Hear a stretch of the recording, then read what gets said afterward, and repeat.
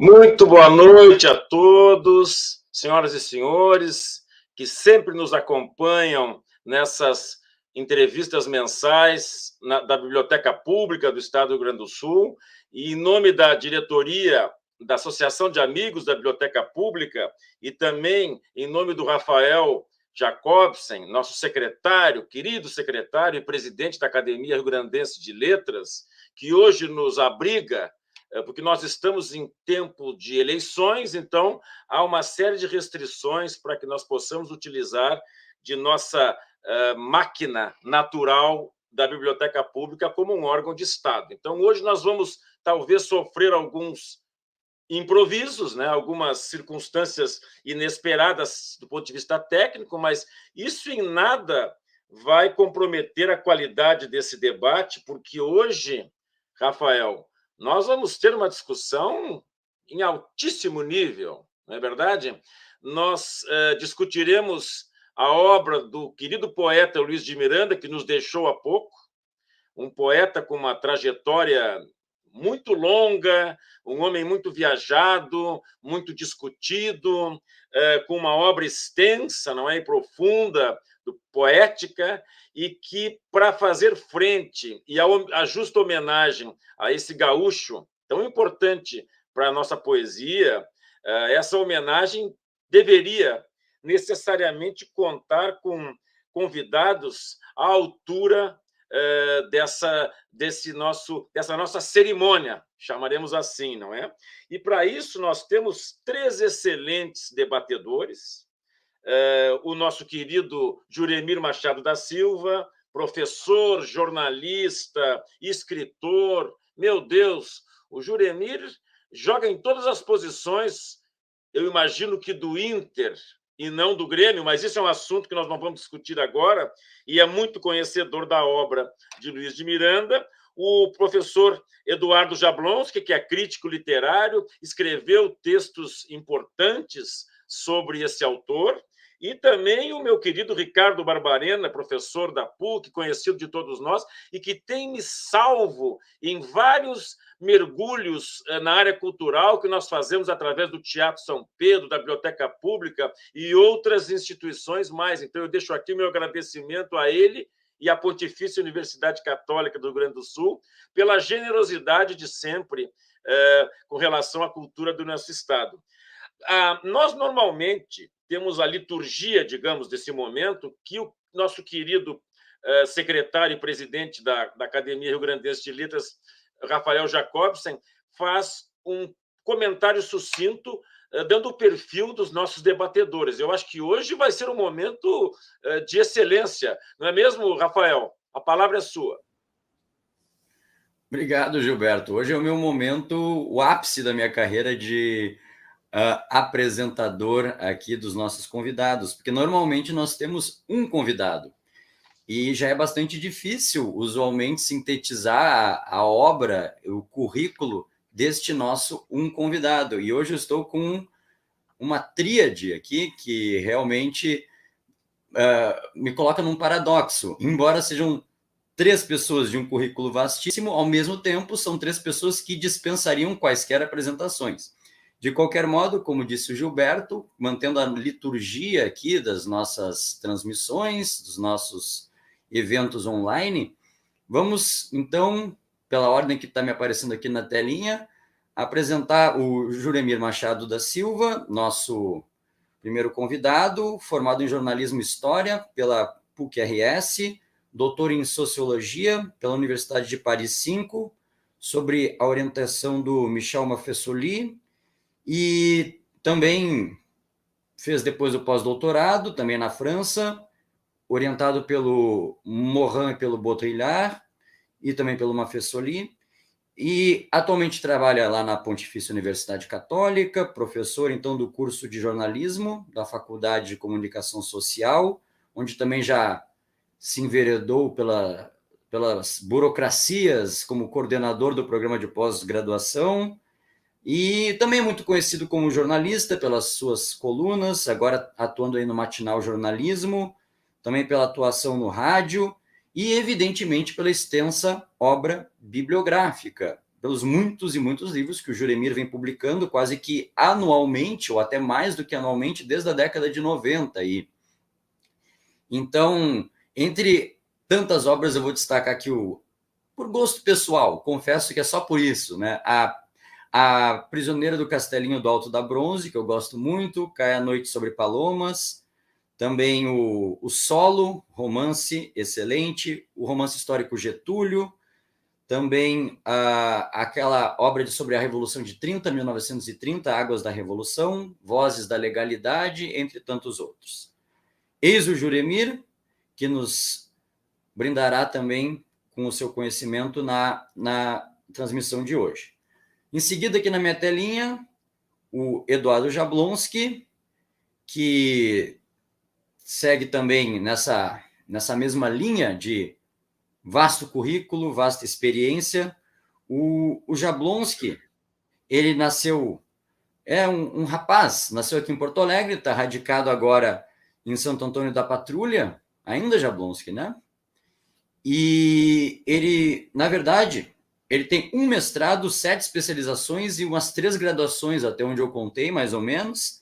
Ele é mestre em literatura brasileira pela URGS, especialista em inglês e também ética pela Unila Salle, especialista em gestão financeira e docência de ensino superior e profissional, ambos pelas faculdades QI, e também pela UFPEL, tem pós em ensino de filosofia e artes, e espaços e possibilidades para educação continuada no IFSul. Graduado em letras em inglês pela Uninassale, filosofia e letras espanhol pela UFPEL, e, enfim, participou de dezenas de antologias, tem mais de 2 dezenas de livros publicados individualmente e também algumas centenas de artigos aí na imprensa. O Jablonski se notabiliza por ser uma pessoa que se debruça muito sobre a produção literária dos autores contemporâneos aqui no Rio Grande do Sul, incluindo, entre outros, o Nejar, o José Eduardo de Grazi e, claro, o Luiz de Miranda também. Não vou comentar, mas vou comentar, eu disse que eu não ia, mas vou. O Jablonski também, ele é faixa preta aí de artes marciais, ele tem esse lado que muita gente não conhece. Ele é um cara faixa preta de taekwondo, então é bom se cuidar com ele. E finalmente chegamos ao professor Ricardo Barberena, meu velho amigo, também conhecido de todos.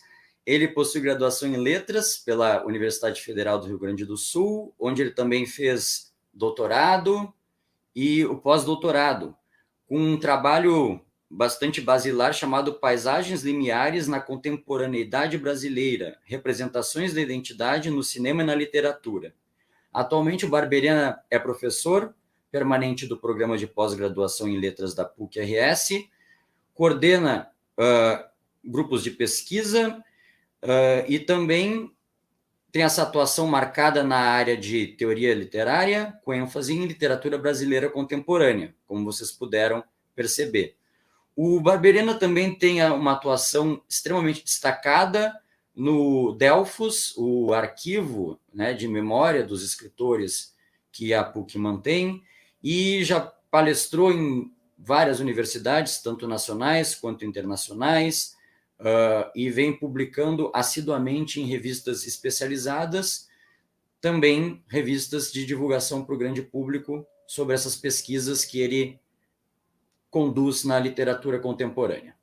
Então, Gilberto, tu vês bem que nós temos aqui realmente um dream team para a noite de hoje, pessoas que entendem de literatura contemporânea e que também conheceram não só a obra, mas a pessoa do poeta Luiz de Miranda. Então, estamos todos, assim, muito honrados e agradecidos pela presença deles. Eu gostaria, Rafael, de começar esse debate homenageando o nosso poeta Luiz de Miranda, só com um trecho de um poema que diz assim: por último, este final amargo, barcos que não encontram o cais e viajam uma bruma bem fina que nos ensina a vencer as distâncias. Verbo verde que verte vórtices novos e luz no pasto o som do verbo amar. Eu troco de amor, mas não de poema. Ele é o tema de toda a minha vida. Vou com os loucos vencer os ventos. Leio secretamente o pensamento e levanto alto um lençol de estrelas. Novamente o livro que teço termina, limpo um velho retrato da infância e procuro nova palavra cristalina.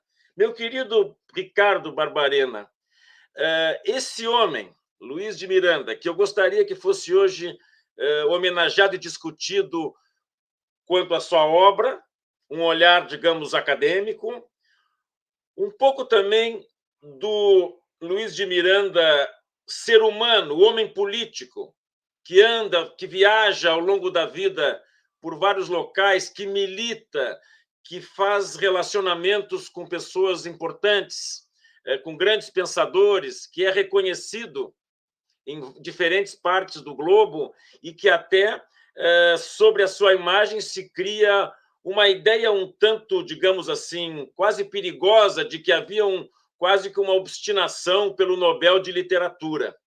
Então, Barbarena, fala um pouco desse poeta que nós queremos hoje eternizar, não é? Através de um programa da Biblioteca Pública.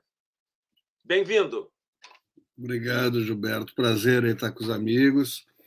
Relembrando o Miranda, né, que faz tão pouco tempo que foi, né? Foi semana passada, e a gente ainda está aceitando, está esse enlutamento. E, Gilberto, parece que a gente ensaiou esse poema, que eu não sabia que tu ia ler, porque ele traduz, para mim, o que resume perfeitamente o que foi o Miranda. Que tem uma frase do Kafka no Diário que ele fala o seguinte: o artista só não pode uma coisa, não ser fiel a si mesmo. E eu acho que uma coisa que o Miranda foi durante toda a trajetória, para o bem e para o mal, foi um poeta que não fez nenhuma concessão. A poesia em estado primeiro, né? E aí, sob a alcunha de poeta maldito, poeta das andanças, poetas, às vezes, que não fazia carreirismo, não fazia concessões, né? Hoje a gente tem um poeta, um escritor, né, com CPF, hoje tem com razão social, né, e isso é muito bom, a profissionalização do escritor é muito bom, né? O Miranda traduz aquele escritor que vive num estado quase como o Marquês de Sade, de escrever para sobreviver. Ele só existe enquanto escrever. E ele escreveu até o último dia, praticamente, né? Eu acho que esse ciclo do Miranda representa quase uma questão geracional. Eu comentava isso no velório com o Juremir, né? O Miranda ele acaba constituindo quase um fechamento de ciclo. Talvez seja o último poeta nesse sentido, né? Que ele me ligava assim nos horários mais improváveis. Sei que para o Juremir também ligava nos horários mais improváveis. Tô com o livro pronto, tô com o poema pronto, né? A vida para ele era um grande script de existência, né? A vida era o texto, né? Era o poema, tudo pelo poema e sem nenhum tipo de concessão, né? Talvez isso tenha levado ele a quase uma alcunha quixotesca ou cervantina, né? Quase uma loucura da literatura, porque a literatura é um enlouquecimento do teatro da palavra, né? A gente sabe isso, que a literatura e loucura e arte, como um todo, estão muito próximos, né? E eu acho que o Miranda representa isso. Ele representa aquele sujeito que falava sobre qualquer escritor, qualquer poeta, não, isso aí não chega aos meus pés, né? Isso aí é pequeno, isso aí é um espasmo, né? Isso aí, estou adorando a pílula aqui, né? Tô falando palavras. A poesia é minha lei. A poesia é minha lei. Isso aí é menor, isso aí é menor. Tu não sabe com quem tu está falando, né? Mas essa aqui é uma coisa bem da cultura brasileira. Tu sabe com quem tu está falando. Para o Miranda, tu sabe com quem tu está falando? Tu está falando com a poesia. Eu sou a poesia. Eu sou o bardo, né? Eu sou a arte. E eu vou até o final mesmo. Ricardo, só um parênteses. Falando do bardo, se vocês olharem com generosidade para as imagens que nós temos possíveis de como teria sido Shakespeare, se vocês olharem as fotos, às vezes, do Luiz de Miranda, ele tem um ar shakespeariano. Se vocês olharem, eu acho que num tratamento por computador, com os traços gerais do cabelo, da posição do rosto, ele tem ares de Shakespeare, ou não? Sem dúvida, sem dúvida. Tem, né? Sem dúvida. E eu acho que a gente vai fazer muitas análises agora, futuramente, da obra do Miranda. Mas uma análise que eu acho bem interessante a ser feita dentro da sociologia da literatura, ou do campo literário expandido, para além da poesia, é pensar como o Miranda transformou a vida dele numa grande performance, quase como um artista performático. Na roupa, no cabelo, no chapéu, na intimidação, inclusive. Me respeita, quem está falando aqui é a poesia, sem nenhuma concessão. Ele fazia o que ele queria, né?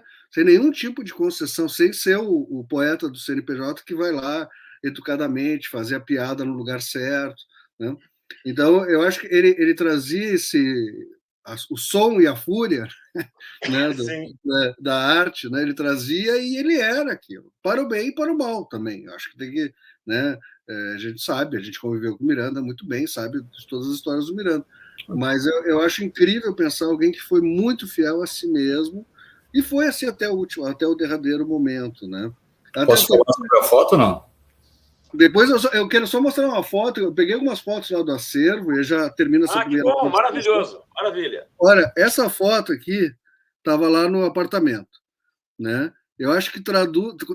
Vocês conseguem ver? Tá dando reflexo. Ele está com ar de Bob Dylan. Ele está com ar de Bob Dylan. Perfeito, Gilberto. Perfeito. Eu acho que essa é essa ideia do poeta, né?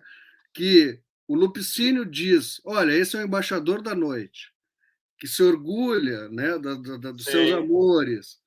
Mas essa aqui também, né? Acho que traduz bem.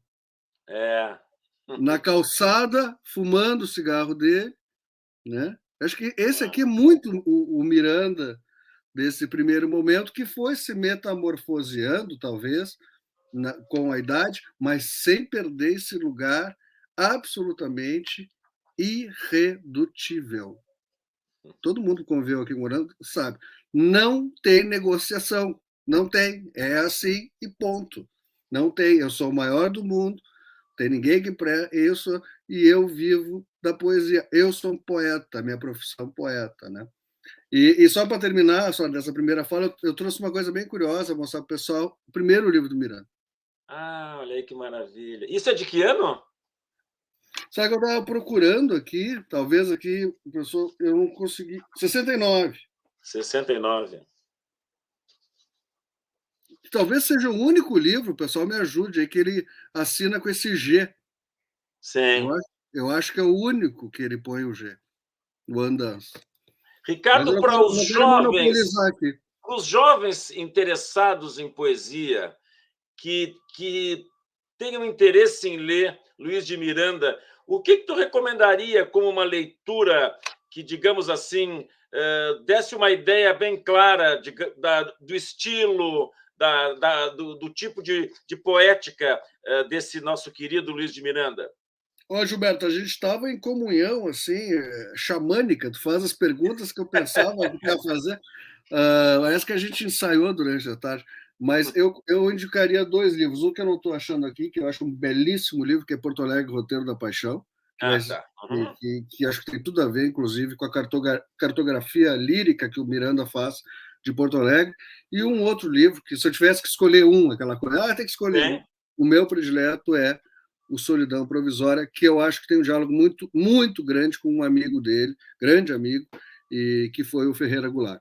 Eu vejo só um parênteses, Ricardo, eu só queria, por curiosidade, perguntar para o Eduardo que livro que ele escolheria do Miranda para alguém começar assim esse mergulho no autor, na obra do autor. Estão me ouvindo direito? O Luiz de Miranda pediu para eu fazer uma antologia para ele, e eu fiz a antologia definitiva. Foi ele que deu o nome, na realidade. Ele realmente era muito, assim, se achava o melhor de todos e tal, e ele disse, bom, então o nome dessa antologia será a antologia definitiva. Eu li a obra inteira dele, 4.300 e tantos poemas, várias vezes, porque escrevi 3 livros de crítica literária a respeito do Luiz de Miranda. Esse livro aí. Então, essa antologia definitiva eu acabei escolhendo o que seria, na minha opinião, com relação ao volume de imagens, e imagens um pouquinho mais originais de todos os livros dele, Andanças, Solidão Provisória, tanto de Porto Alegre, Roteiro da Paixão, de cada um dos livros dele, fui colocando aquilo que eu achei que seriam os poemas com as imagens mais diferentes, originais e, ao mesmo tempo, simples. Tem um crítico literário americano, Ezra Pound, que dizia, que todo mundo conhece, mas talvez as pessoas que estejam ouvindo não, escreveu o Arte da Poesia, ABC da Literatura, que ele dizia assim, ó, tu quer fazer poesia de qualidade, tu tem que fazer simples e fazer diferente. E o Luiz de Miranda, ele conseguia ser simples, porque era fácil de compreender, e fazia figuras de linguagem bastante originais. Eu tentei pegar os poemas que tinham as figuras de linguagem mais originais e coloquei nessa antologia, que, na minha opinião, seria talvez o livro melhor dele, porque tem o que tem de melhor que ele produziu ao longo da sua obra inteira. Eu ia falar, mudando de assunto e passando para a foto parecida com Shakespeare. Sim. O Luiz de Miranda morou em vários apartamentos e várias vezes ele perdeu tudo que tinha. Eu até gostaria de não explicar o motivo, eu sei qual é o motivo que ele perdeu tudo que tinha, e numa das vezes, porque daí iria falar mal dele, né? Eu não gostaria de fazer isso.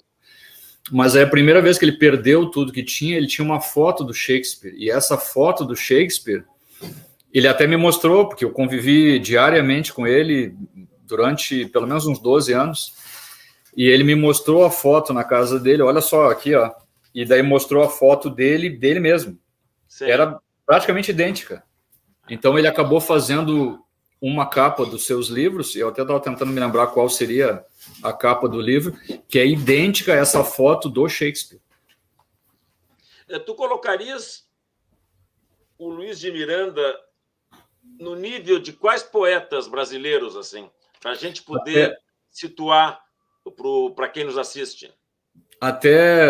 Claro, eu acho o Luiz de Miranda entre os melhores poetas da história do Brasil, mas aconteceu uma situação que uma vez eu conversei com o Barbirena lá na PUC a respeito dessa situação. É que o Luiz de Miranda uma vez fez o seguinte, ele fez um poema que era em homenagem ao Moacir Clear, se eu não estou enganado, e ele usou, o poema tinha mais ou menos umas 20 imagens. Eu gostava muito da poesia do Luiz de Miranda exatamente pela riqueza de imagens, porque daí a literatura brasileira ela tem uma linguagem muito denotativa, ou seja, uma linguagem muito simples, do dia a dia, linguagem comum. E a linguagem da poesia, como diz o Luiz Coronel, ela deveria ser, como diz também o Guilhermino César, ela deveria ser um mar de imagens, ou seja, linguagem conotativa, linguagem figurada. O próprio Luiz Coronel diz assim, se não for linguagem figurada, linguagem conotativa, não é poesia. E o Luiz de Miranda tinha bastante isso. Nesse poema que ele fala do Moacir Clear, ele fez talvez umas 20 imagens, todas ele já havia repetido a mesma imagem em livros anteriores. E como eu li a obra dele várias vezes, para escrever muito a respeito dele, eu escrevi muitos artigos de imprensa sobre ele, e escrevi também 3 livros de crítica literária, que vocês conhecem. Então, eu já tinha visto cada uma das imagens pelo menos 5, 6, 7 vezes em poemas anteriores. Então, ele era altamente qualificado, mas era muito repetitivo. Então, daí, por essa situação de se repetir demasiadamente, eu acho que perdeu um pouquinho com relação à qualidade, mas eu acho ele entre os melhores do Brasil, sem nenhuma dúvida. Junto com o Carlos Nejar, que eu acho... de poetas brasileiros, tu certamente incluiria Luiz de Miranda. Eu gosto muito do Carlos Nejar. Eu gosto muito do Carlos Nejar, que tem eu acabei de escrever 2 livros a respeito do Carlos Nejar. Recentemente ele ligou para mim e disse, Eduardo, eu já tinha feito um livro sobre a poesia dele, e ele ligou do Rio de Janeiro e pediu um livro sobre a prosa dele, já está pronto e vai ser lançado na Feira do Livro. O Carlos Nejar, por exemplo, é poderosíssimo em termos de imagem e não se repete. E tem uma obra de mais de 100 livros. Só que o Carlos Nejar não é fácil de compreender. E, por exemplo, o Luiz de Miranda é mais fácil de compreender, ele é mais simples na compreensão. E como eu conheci muito a vida do Luiz de Miranda e conheci muito a maneira... cada frase, cada imagem do Luiz de Miranda tem um sentimento violento por trás, E eu sei o sentimento, porque eu convivi com ele, eu sei exatamente o que ele pensava quando escreveu uma frase, outra, a solidão, a falta de amigos, porque ele era difícil de lidar, então ele brigava muito com as pessoas, ofendia e tal. Então, o sentimento forte, uma imagem original, criativa, só que depois ele próprio se auto-repetiu, e também muito simples de compreender, e tinha todo um sentimento por trás. Já o Carlos Nejar, por exemplo, ele não se repete, ele é extremamente original, mas tu não consegue perceber aquele sentimento por trás, e tu tem dificuldade de compreender, porque ele é muito hermético. Mas, então são diferentes, mas aí o Luiz de Miranda tem essa qualidade nesse sentido, de poder chegar mais próximo. Deixa eu aproveitar e passar a bola para o meu querido Juremir. Juremir, se tu tivesse que conversar com uma plateia de jovens apaixonados por poesia, o que tu diria da obra do Luiz de Miranda que te chama a atenção, que tu gostaria de transmitir para alunos, do ponto de vista acadêmico? Bom, Gilberto, é um prazer estar aqui com vocês. Para nós é uma honra. Nesta live sobre o Miranda. Eu achava o Miranda um bom poeta. Acho que no Rio Grande do Sul, nos últimos anos, nas últimas décadas, os dois melhores poetas eram ele e o Nejar.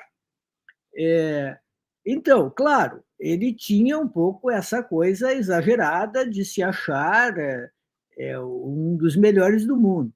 E essa coisa do Nobel eu sempre achei meio folclórica e tentava dizer para ele que ele não devia embarcar nessa. Mas ele não aceitava essa ideia. Como também tentei várias vezes dizer para ele que se apresentar como poeta que tinha o maior número de páginas escritas, a poesia mais longa, que isso não era uma boa propaganda, que isso acabava atraindo para ele, até às vezes, uma crítica negativa. Juremir, só uma pergunta. É correta essa informação que em, acho que 2013 ou 2014, a PUC fez uma recomendação formal dele como candidato a receber o Nobel de Literatura? Eu conheço toda essa história no original, eu posso explicar depois. Juremir, tu pode passar a bola um pouquinho para o Eduardo e depois voltamos? Claro. Dá essa informação, por favor. O que aconteceu com relação ao Nobel é o seguinte, e até eu peguei todas as provas e mostrei para a Zero Hora quando a Zero Hora fez uma matéria a respeito do assunto. Aconteceu assim, eu dava aula, fui professor universitário, 18 anos, e dava aula bem no centro de Porto Alegre, numa faculdade pequena, e eu ia tomar café com o Luiz de Miranda nos barzinhos bem pequenininhos que tem na frente do mercado público, que tem assim, uma espécie de uma voltinha ali, tem uns barzinhos bem pequenininhos. Tá.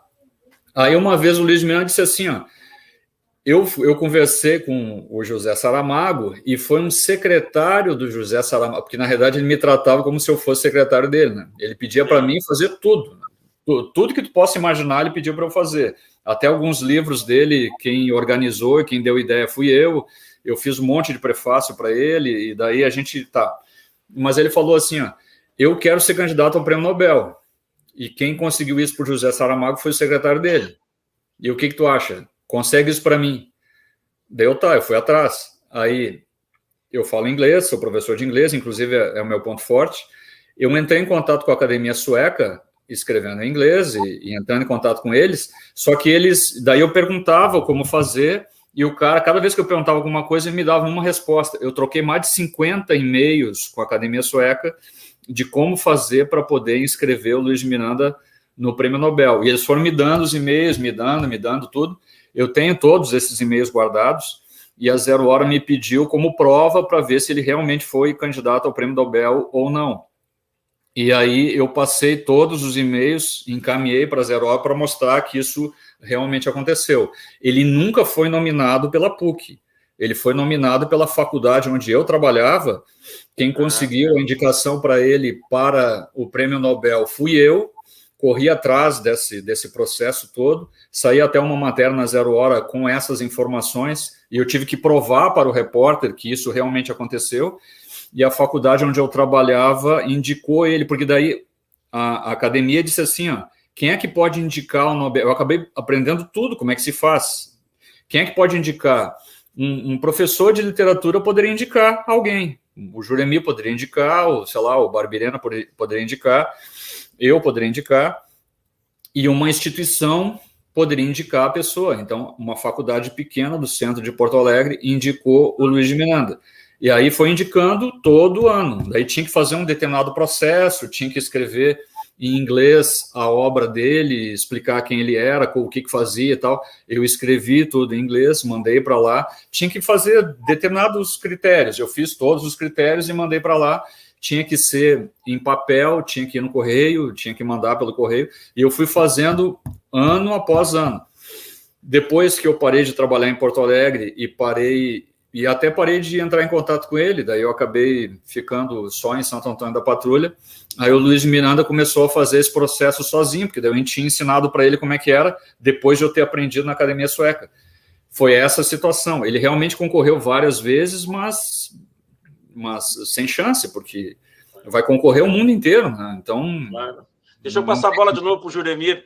Juremir, eu acho assim, essa questão do Nobel talvez tenha até atrapalhado um pouco a imagem dele para o grande público, causando talvez um certo estranhamento, porque a obra dele tem coisas lindas. Não, hein, Juremir? Eu te devolvo a palavra. Certo. Eu sempre pensei o seguinte, que há uma diferença entre indicar e concorrer. Indicar é como o Jablonski disse. Podemos indicar, mas entre indicar e haver uma triagem e aquela candidatura ser aceita, e ele está É outra conversa, né? Claro. É outra conversa. Então, eu achava aquilo inútil e atrapalhava a vida dele, a meu ver. É a minha visão também, que atrapalhou um pouco, né? E pesava sobre ele uma espécie assim de olhar negativo. O cara está achando. Ele era um bom poeta, mas eu não acho que ele fosse um dos melhores poetas do mundo. Ele era um bom poeta. Eu acho que ele era um dos bons poetas gaúchos, minha posição. E acho que essas coisas assim tinham a ver um pouco com essa coisa que todos os escritores, ou os escritores que vão perdendo espaço, acabam tendo. Ele queria ser reconhecido, ele queria se sentir consagrado, ele queria se sentir amado, ele queria se sentir admirado. Ele buscava instâncias de consagração. Então...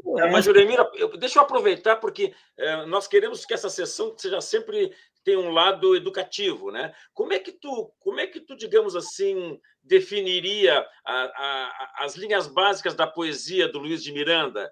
Como é que tu colocaria ele entre diferentes poetas com estilos?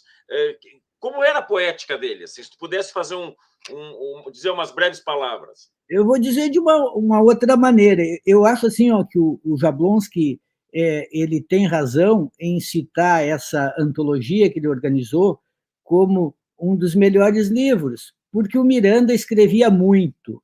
E como ele escrevia muito e não selecionava, os livros ficavam irregulares, desiguais. Tinha coisas maravilhosas e daqui a pouco tinha coisas não boas, porque ele se orgulhava de coisas assim, de escrever um poema em 4 minutos. E ele fazia, mas isso não quer dizer que todo poema feito em 4 minutos fosse bom. Claro. Alguns eram e outros não eram. Mas eu diria o seguinte, se selecionar, tem coisa muito boa. Porque ele era um poeta vigoroso, ele falava, às vezes, vou escrever um canto forte. Ele tinha, como o Jablonski disse, imagens, figuras muito originais, muito interessantes.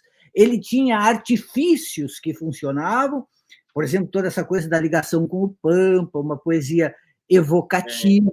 Em muitos momentos eu sentia, embora ele dissesse que não, eu sentia nele alguns tons, alguns acentos que lembravam Neruda, na maneira de apresentar. Não?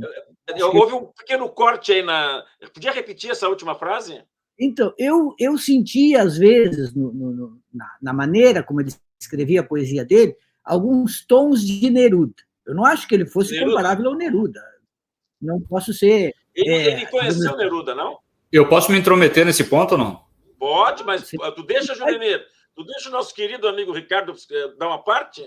Não, Eduardo, Jablon. Eduardo, perdão. Não, é o seguinte, com relação ao Neruda, o Juremir tem toda razão. A admiração que o Luiz Miranda tinha pelo Neruda era uma coisa absurda. Ele me contou tudo que fez com relação à luta armada, guerrilha. Ele foi para a China para fazer curso, e depois aconteceu uma determinada época que vários gaúchos, fugindo da ditadura militar e perseguições e tal, acabaram indo para o Chile. E quando chegaram no Chile, as pessoas sabiam que o Luiz Miranda queria... Inclusive, ele estava com um livro Andanças dentro da sacola, e ele estava fugido, e ele acabaram apresentando várias pessoas. Ele me contou toda essa história, claro que faz muitos anos isso, de como ele fugiu e como ele ficou lá tentando se proteger do ataque da ditadura e da possível tortura. Ele já foi preso também, etc. E daí disseram assim, nós vamos te apresentar uma pessoa importante aqui do Chile. E sim, tá. E apresentaram o Neruda. E aí ele conversou com o Neruda e contaram, e ele contou para mim como é que foram as frases. Daí o Neruda teria dito assim, ó, tu tem que fazer uma literatura grande, pesada, uma coisa importante e tal. E daí, qual livro tu acha que seria a minha literatura grande? Minha literatura pesada? Daí o Luiz Miranda teria dito, então, Canto General. É exatamente isso. Essa é a minha literatura pesada, esse é o meu Canto General. Tu tem que fazer literatura assim, livros grossos, livros grandes. Foi aí que o Miranda ficou na cabeça que teria que começar não mais a fazer livro de 100 páginas e fazer livro de 400, de 500 páginas. E tudo que o poeta disse para ele naquele encontro, ele levou muito em consideração. Parece que é como se fosse um ídolo, como se fosse uma espécie de pai literário ancestral, alguma coisa assim, que o Luiz de Miranda seguiu ao longo da sua vida. Tem tudo a ver, realmente ele admirava profundamente o Pablo Neruda. Ele conheceu também o Piazzolla? Quando eu estava lendo sobre a vida dele, ele fez alguma coisa que foi musicada pelo Piazzolla ou ele conheceu, até lá no acervo tem umas fotos com o Piazzolla, mas eu não sei exatamente como é que foi essa contingência. Agora, uma coisa que é legal da gente falar do Miranda, assim, até uma vez eu fiz uma homenagem para ele na PUC, e aí ele pediu que eu coloquei um doutorando, gentil doutorando lá, a ler a Fortuna Crítica. Sim. Ele queria que lesse toda a Fortuna Crítica. Sim. E o Miranda, assim, isso é importante que se diga, ele teve um momento que Drummond falou sobre ele, grandes escritores, a Fortuna Crítica dele é gigantesca. E aí eu acho que ele... Fagundes Telles também, né? Não. Telles, né? Ele se orgulhava muito da Fortuna. E aí com aquele... Ferreira Goulart, né, também, né, Juremir? Ferreira Goulart, não, é impressionante, é impressionante. Visitar a Fortuna dele é impressionante. E com ele no Rio de Janeiro, com o Alceu Valença. Ele morou com o Alceu Valença, não foi? Morou muito tempo. Então, entrando em toda essa cena, né, nesse epicentro cultural brasileiro.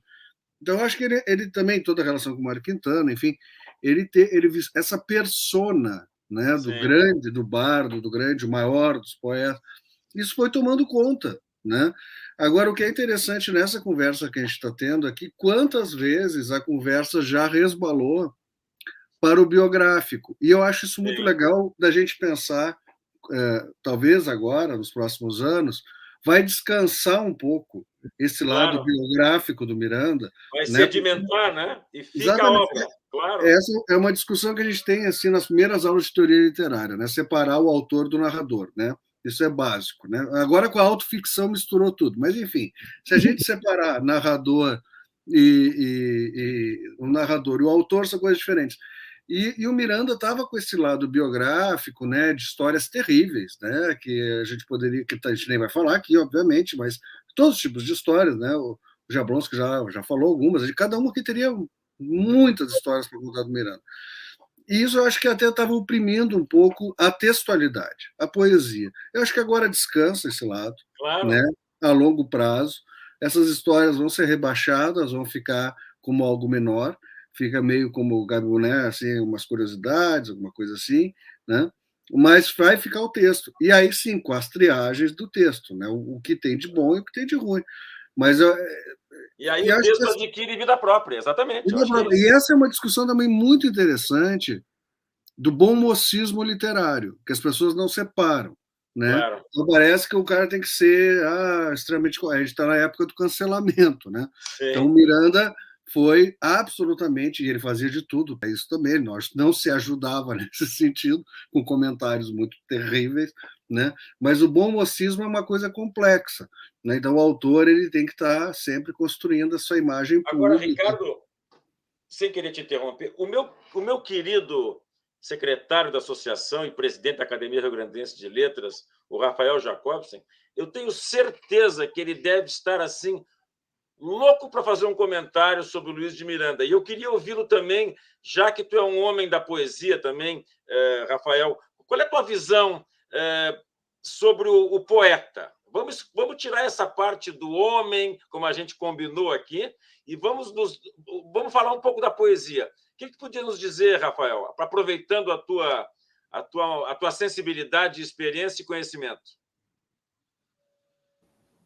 Então, Gilberto, eu concordo muito com o que bastante do que foi dito aqui. O Miranda ele tinha essa profusão, essa verve, né, na escrita que o fazia escrever quase que compulsivamente.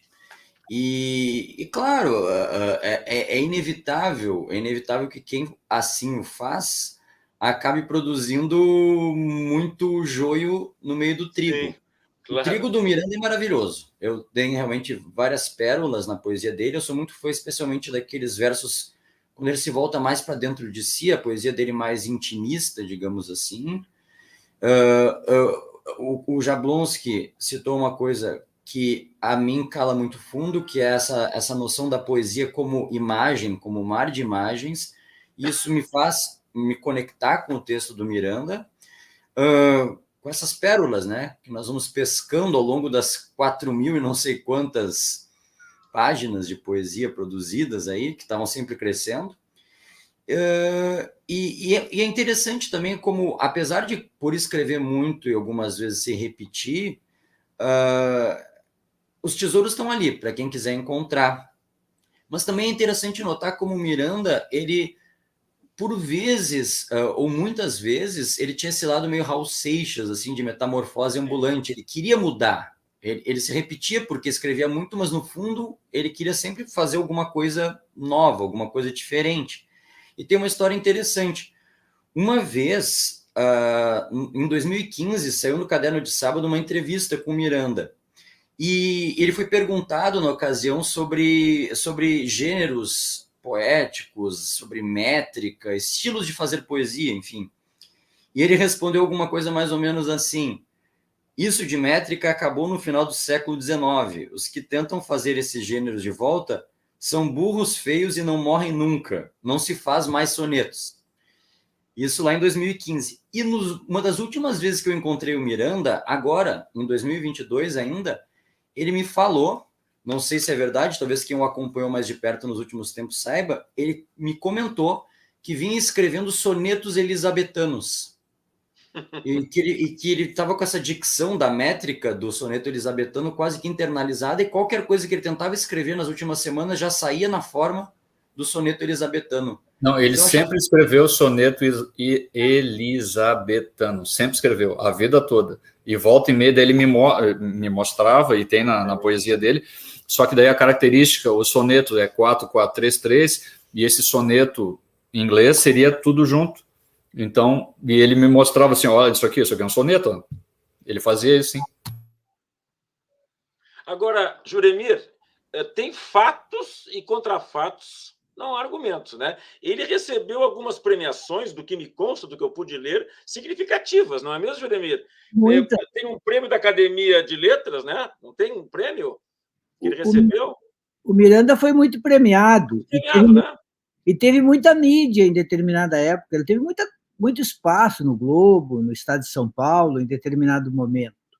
Depois, esse espaço foi diminuindo. Miranda fez uma opção de vida, que foi viver para a poesia. A gente ainda comentou lá, eu e Barberena, no velório, ele fez uma opção de viver para a poesia. O problema é que é preciso também viver da poesia. E viver da poesia é bem mais difícil. Mas eu concordo plenamente com o que disse o Barberena. O Miranda não fez concessões, ele foi um poeta boêmio, um poeta maldito, um poeta orgulhoso da sua condição de poeta. O cara que quando contava uma história, dizia assim, aí o fulano me falou, poeta, o que você pensa disso? Ou seja, ele se apresentava como tal. É o cara que chega no hotel e, na hora de preencher aquela ficha, profissão, poeta. Então, ele realmente tinha um grande orgulho disso. Tem uma certa beleza, né, Juremir? Tem muito que consegui colocar no obituário. Quando me perguntaram, quando a gente estava fazendo no dado importante, profissão. Aí o cara escreveu lá, poeta aposentado. Eu disse, não, poeta não se aposenta. Poeta aposentado eu achei ótimo, né? Não, profissão, poeta. Eu acho isso... O que quer dizer? Eu acho isso muito bonito. O Barberena tem razão. O grande escritor, ele não precisa ser um bom moço, ele não precisa ser educado, gentil. Se puder ser, melhor, mas não necessariamente. O Miranda viveu a vida que ele viveu, como ele era, como ele pôde, como ele quis, e pagou um preço por isso também. Mas, digamos que a recompensa foi ter sido coerente, ter vivido o que ele queria, ter escrito como ele queria. A meu ver, ele era um poeta de imagens e não necessariamente de sentidos. Existem poetas que conseguem construir belas imagens diferentes, inovadoras, e que a gente lê a poesia e também encontra uma multiplicidade de sentidos. O Miranda estava mais preocupado com a riqueza, a originalidade das imagens. Em alguns momentos, tem poemas que poderiam ser considerados nonsense, mas funciona. Muitas vezes é bem bonito, mesmo que não se possa identificar um sentido específico. Eu acho que, nos últimos tempos, havia uma coisa que prejudicava a poesia do Miranda. A poesia foi se tornando, a meu ver, uma poesia sussurrante, uma coisa que precisa ser muito delicada, muito suave, e a imagem dele é mais grandiloquente, a imagem dele é mais forte. Então, ainda agora, quando ele morreu, em grupos de WhatsApp, circularam muitos poemas dele, e algumas pessoas diziam, essa imagem é muito grandiosa, ela precisaria ser mais suave. Então, a poesia mudou um pouco, ele se manteve fiel ao tipo de poesia que ele gostava. Agora, quanto a essa coisa, por exemplo, assim, de tamanho de livro, eu vou dizer uma coisa que a minha... e acho que ele acreditava nisso, o Jablonski tem toda a razão, ele acreditava nisso. Mas, a meu ver, o melhor livro do Neruda é 20 poemas de amor e uma canção desesperada. Bem pequenininho. E se a gente pensar, por exemplo, no Rimbaud, não tem muito. Isso tudo faz mais parte da biografia, das estratégias, de como tentar ser reconhecido, de como se consagrar. O Miranda não precisava do Nobel, o Miranda não precisava medir em metros a poesia dele, ele foi um bom poeta. Aqui no Rio Grande do Sul, alguns diziam assim, mas como? Porque eu sempre disse, e repito isso, eu acho que ele era o melhor poeta, junto com o Nejar, o melhor poeta em atividade no Rio Grande do Sul. Alguns, mas não, isso é um exagero. Bom, mas é só dizer, então, quem era melhor? Já que comentamos um pouco a respeito desse assunto, eu posso interromper um pouquinho? Claro, por favor. É um bate-papo. Com relação, eu estava pensando agora, eu passei 32 anos escrevendo crítica literária, principalmente a respeito de poesia aqui no Rio Grande do Sul. E com relação à imagem, porque é o que eu acho que seria o mais importante, poesia é a imagem, apesar que o Ezra Pound, dizia que poesia é palavra rica em significação, e apesar de que Fernando Pessoa dizia que o melhor poeta não é aquele que escreve imagem, o melhor poeta é aquele que consegue fazer a riqueza de significação sem a imagem, que é muito mais difícil, é muito mais complicado. Mas, tirando o que falava o Fernando Pessoa, eu acho que os grandes poetas do Rio Grande do Sul, eu sempre achei o Luiz de Miranda talvez no primeiro time e o Carlos Nejar junto. Mas tem o Armindo Trevisan, que é muito bom, é uma riqueza de imagens fabulosa. Bem lembrado. Daí tem o Luiz Coronel, que inclusive eu estou, a editora Class me pediu que eu escrevesse a respeito um estudo sobre o Luiz Coronel, aí eu estou lendo a obra inteira do Luiz Coronel. O Luiz Coronel, eu estou tendo a impressão que parece que ele alcançou a poesia pura, que é uma utopia. O que seria essa utopia da poesia pura? De tu conseguir fazer a cada verso uma imagem original, uma imagem diferente. O Luiz Coronel é poderoso, é fortíssimo. E até o próprio Luiz de Miranda falava mal do Luiz Coronel, só aqueles quartetinhos, aquelas coisinhas, aqueles quartetos e tal, mas são quartetos realmente, a maioria da poesia do Luiz Coronel, mas tem muita riqueza de imagem. Aí o cara tem o Luiz Coronel, José Eduardo de Graça é um grande poeta, também grande poeta, e fez... Eu que não sou do ramo como vocês, assim, que só faço viagens, digamos assim, um pouco mais, voos mais curtos, vocês não falam da música, das palavras na poesia também como um elemento importante?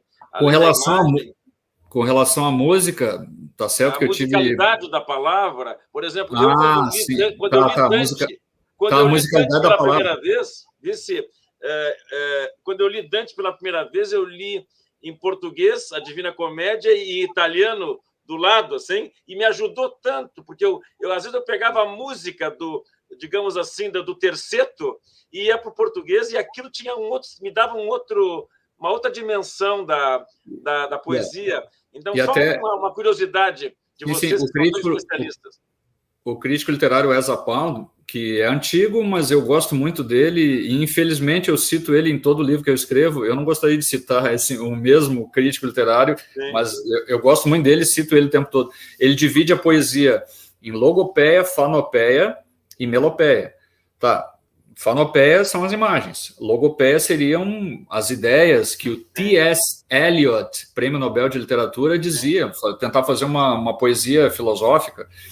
E essa melopeia seriam os recursos literários para poder fazer uma tentativa de musicalidade. O Mallarmé, por exemplo, tentava fazer com as palavras música. Então, un coup de dé, né, tentar fazer com as palavras, que é um poema quase que musical. Então, essa tentativa de fazer a musicalidade, o Luiz de Miranda fazia muitas rimas, não ligando termos cognatos, rimas ricas, que não vai ligar substantivo com substantivo, verbo com verbo, etc. Fazia muitos ecos internos, fazia muita paranomásia, fazia muita aliteração, fazia muita assonância, e todos esses recursos proporcionam que dê uma musicalidade no poema. Ele fazia muito isso, fazia bastante. Uma pergunta para o Ricardo. Ricardo, só por curiosidade, tem muitas dissertações e teses na universidade sobre a obra do Miranda? Não. Muito pouco. Muito pouco. Isso é paradoxal, né? Seria bacana, né? Eu acho que vai ao encontro do que a gente estava falando, e o Juremir estava concordando, que o Welbeck também, que é um grande amigo do Juremir, que sofre, que é essa questão da confusão do estético e do ético. Sim. Né, do bom mocismo. Acho que essa é uma questão que ela deve estar sempre na pauta da discussão da teoria literária, porque acaba às vezes solapando, esquecendo o texto literário, porque o sujeito pode ser eventualmente, vamos usar um eufemismo em ação, né, Gilberto, como dizia o Machado, um eufemismo em ação, pouco sociável, digamos que o Miranda era pouco sociável, ou era sociável de forma muito seletiva.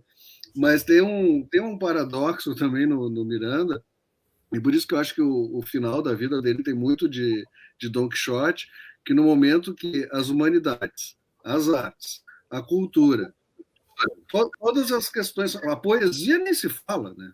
É colocado à margem, ele se coloca como uma espécie de corifeu. Ele é a voz do coro, ele é né, quase um profeta, quase um xamã. Então, isso eu acho fascinante. E ele ficou nesse lugar e não desconfiou do lugar dele. Acho que o Miranda, em nenhum momento, ele tomando o cafezinho dele, fazendo qualquer coisa que você diz, mas será que é importante a poesia? Será que um poeta é importante? Eu acho que nunca passou na cabeça do Miranda. Para ele, é o poeta no meio, ele é o corifeu. E o resto em volta. Ele é o xamã. Ele, o poeta que entrevê nas formas o destino, né? Como diz lá o Flaubert. Claro. É ele que entrevê nas formas o destino. E não teve nenhuma dúvida. Isso eu acho muito bonito. Ainda mais num momento de ataque à cultura, à educação, poesia e todas as humanidades. E pessoal, firme. Nós estamos chegando nos minutos finais. Que pena que esse bate-papo poderia até ser muito mais longo. Eu confesso para vocês que eu achei que a movimentação em torno da perda desse nosso poeta importante não foi proporcional digamos, à obra do Miranda. E essa foi uma das razões que eu e o Rafael rapidamente identificamos que havia uma necessidade nas nossas sessões mensais da Biblioteca Pública. Essa é uma sessão da Biblioteca Pública. Então, nós queremos, digamos, respeitar os nossos autores, não é? Que a perda desse poeta não teve uma repercussão na imprensa, na minha opinião, proporcional à sua obra, com todas as críticas a qualquer coisa da figura, tudo que nós conversamos aqui. Então, assim, eu gostaria assim, que vocês dissessem umas palavras finais, assim, para quem nos escuta, de homenagem a esse nosso querido Luiz de Miranda, que nós perdemos há tão pouco tempo e que era uma figura muito importante para nós, porque era um poeta cuja vida era poesia, não era algo entre outras coisas, né? Era uma utopia de viver da poesia, que é algo que é muito difícil, né? Se nós formos olhar a realidade do país, a realidade de um escritor de viver unicamente de sua atividade literária. Então, vamos fazer assim uma rodada final de 2 minutos cada um, se despedindo de Miranda. Eduardo?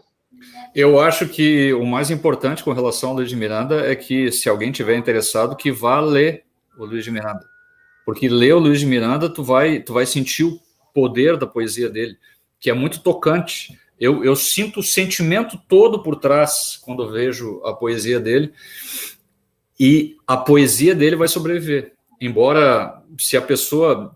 Talvez seja mais interessante que uma pessoa não vá ler a obra completa dele, porque daí vai perceber que é muito repetitiva. Mas se a pessoa ler 1, 2, 3 livros dele, vai sentir o poder que é a obra do Luiz de Miranda. E isso vai permanecer. Perfeito. Ricardo? Bom, Gilberto, queria te dar os parabéns pela iniciativa. Eu acho que as tuas palavras foram muito fortes e sábias, porque realmente teve pouca repercussão, e isso era um pouco esperado. O Miranda sempre que me encontrava nos últimos anos dizia: Barberena, só não deixa eu ser enterrado como um indigente. Era o medo do Miranda. E felizmente a gente fez uma movimentação muito grande. Eu sei disso e quero te agradecer em nome dos gaúchos. Eu quero agradecer também que teve nessa jornada ao secretário Gunther. Foi assim, conseguimos fazer um enterro do poeta, sabe? Eu acho que ele teve o lugar que merecia. E essa página, Gilberto, ela é fundamental para continuar ecoando o que a gente começou a fazer. Acho que foi semana passada, né? Não me lembro mais o dia. Então, eu acho que Porto Alegre deve algumas coisas ao Miranda, assim, e é o que eu disse. Acho que agora vai acalmando, né? Vai acalmando essa violência da figura e vai ficando a literatura, né? A arte sempre sobrevive, né? E só para dar um exemplo, até comentar no início, o Miranda, entre uma das coisas que ele fez, foi ele que inventou Paulo Santana, né? Foi o Miranda que colocou o Paulo Santana a fazer comentários de sala de redação. Então ele tem muitas atividades importantes na cidade, que como redator, inclusive. Mas eu acho que aos poucos agora as coisas vão tomando seu lugar. Parabéns, Gilberto, Rafael, foi um imenso prazer aí e ouvir o Eduardo e o meu amicíssimo aí, Juremir, grande poeta também, como o De Grazia, que estava ali nos comentários também foi fundamental aí. Um abraço. Obrigado. Juremir, por favor. Gilberto, queria te parabenizar, a ti, ao Rafael. O nosso Rafael, porque as minhas ideias quase sempre são as ideias do Rafael, que eu pego e incorporo no mesmo minuto. Muito bom. O Miranda merecia mais iniciativas como essa. A morte dele deveria ter tido espaços generosos nos jornais de Rio e São Paulo, porque, como poeta, ele tinha a dimensão para isso. Eu quero destacar muito o papel do Barberena e do de Grazia nos últimos momentos do Miranda. O Barberena assumiu, foi importante na hospitalização dele na PUC, no funeral com o Gunther, a presença do de Grazia, foram pessoas que estiveram com o Miranda até o final. Isso é uma coisa muito bonita, porque é necessário que alguém e alguns façam esse tipo de papel em momentos tão difíceis. E eu também acho que o passar do tempo vai ser favorável à poesia do Miranda.